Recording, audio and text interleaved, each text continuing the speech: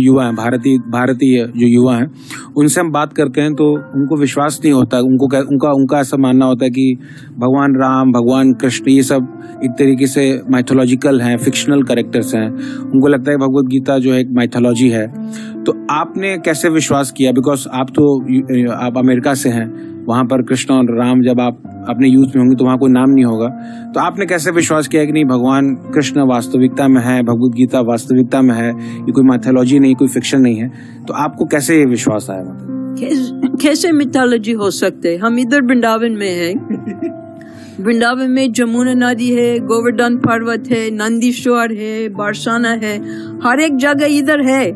तो कैसे मिथोलॉजी हो सकते? क्योंकि सब कुछ साक्षात हमारे सामने है। और ये कृष्ण लीला का स्थान है। अगर आप चित्रकूट जाएंगे, अयोध्या जाएंगे, नासिक जाएंगे, ये सब राम के स्थान है। तो इनका लीला सब उधर है। अगर उधर जाएंगे, सेतु बंधन जाएंगे तो वहाँ है सेतु। श्रीलंका भी उधर है। तो वो अगर लोग कहते कि माइथोलॉजी है, कैसे माइथोलॉजी हो सकते? सब कुछ इधर ही है। तो इसकी वजह से आपको विश्वास है कि माता जी मतलब ये फैक्ट है। और जी, तो वैज्ञानिक है, साइंटिफिक है। अगर हमारे सामने सब जगह है तो कैसे मिथोलॉजी हो सकते? The Bhagavad Gita is authentic, bona fide scripture, and it's true, 100% true. How you get conviction? It's a common sense. You need a little common sense. Just open Bhagavad Gita and read a few verses, and you tell me, is there any human in the world who can understand or say these things? It's unbelievable. Yes. I just opened second chapter Bible at the very beginning. Krishna explains how the mind works, how the nature works. No one knows these things. Yeah. It's not written by ordinary human. Yes. Therefore, this is special. I was studying philosophy. I read all the philosophy, German, French, Western, Egypt, Middle East. They come to some point, Bible, of course, we're brought up in the church, singing in the church, but no knowledge. Who is God? Nobody knows. Who he said, what he says, we don't know. We just guess. What is good? We guess. What is good for us? Not good for others, but that's okay. This is all good. So only if somebody opens Bhagavad Gita and reads some of the verses on purpose, you understand this is only God can speak that. It's not written by any other. Most of the intelligent people and scientists and scholars in the West, philosophers, they admire Bhagavad Gita. Yeah. All of them. Yes. Somebody has to just read the reviews of that. Yes. When you hear first time about Krishna and Lord Ramchandra and Balaramji and all the pastime given in the Bhagavatam and Ramayana, so how you put faith that okay, these are the solid faith, these pastime are really happen? Well, one very helpful thing is to keep away from YouTube.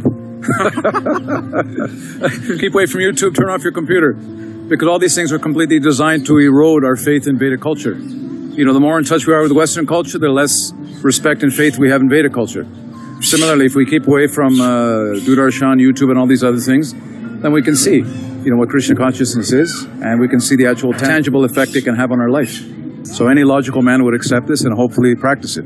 If you cannot see, that doesn't mean it does not exist. It's like the air. You cannot see the air, but can you doubt that the air is here? No, you cannot. Like, you breathe the air is here.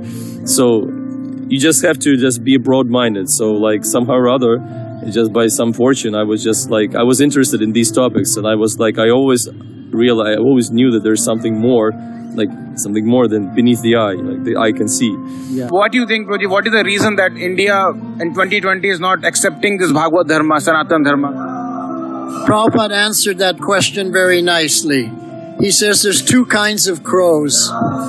The new crows and the old crows. Yes. The old crows have been eating the garbage for so long, they're no longer interested. They're flying away looking for something else. The new crows are thinking, oh, some nice garbage here. They fly in, they want to enjoy. So the Westerners, we've been eating the garbage for so long. We're the old crows, we're looking for something better.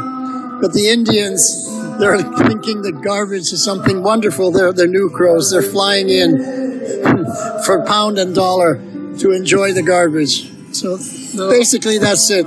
So what special you see in Bhagavad Gita and the Sanatan Dharma that you start following it and you start practicing it? Actually, I was interested to know who is God, what is the personality of God. since very early in childhood. And I was born to a very religious family in my country, Yahudi family. Jahuz family. Yahudi, yeah. So first time I was asking my teacher, and we was learning some. He was teaching some, Jewish scriptures. It's called Gemara. But I was asking my teacher, every morning we are asking a favor from God, asking His blessings. You can describe a little bit more, you can give me more details about God, how He looks like, where He's residing, what is His activities. And the teacher becomes so angry at me. He was telling me, listen, we are not speaking about this subject matter in this class. And the whole class, it was when I was 12 years old. So the whole class was mocking at me almost one year. Because, Yahudis are impersonalists. They doesn't appreciate the form of God, doesn't appreciate the Leela of God, doesn't appreciate the whole idea that God is a person. So when you read Bhagavad Gita, then you get all the answers of your question and... Yeah, of course. There is no doubt about it, yeah. Bhagavad Gita is explaining very scientifically about the whole situation. You see,